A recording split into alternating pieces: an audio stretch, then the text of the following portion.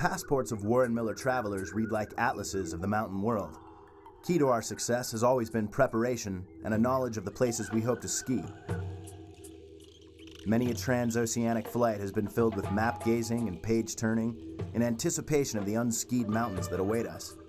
But the many hours of travel between Denver and New Zealand offer a different sort of challenge to both body and spirit, not to mention dealing with less than spacious dining accommodations and staying awake through the in-flight entertainment.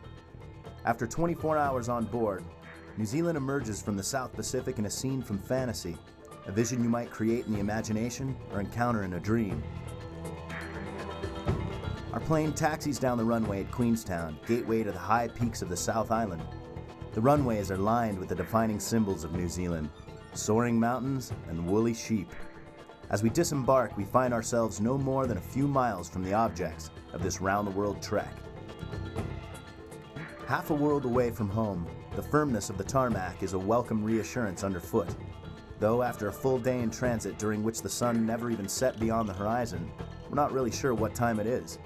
Still a few hours from our destination, the walk from airport terminal to the rental car will have to suffice in breathing a bit of life back into travel-weary legs. A native of northern British Columbia, Eric Piota now resides outside Pemberton, near the alpine mecca of Whistler Blackcomb.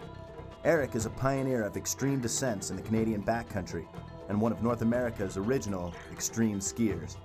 I think one of the most powerful forces on the planet is the mountains. The closer you come to the edge, the more alive you feel. That's the ultimate paradox.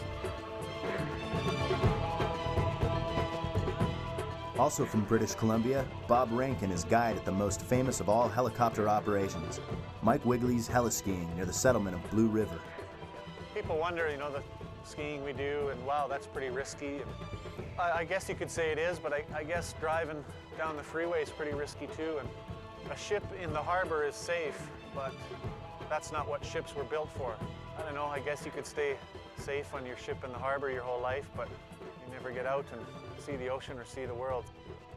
Bob was on our expedition to New Zealand in 1997 for the making of the feature film Free Riders, and is considered by many to be the strongest, fastest skier in Warren Miller films.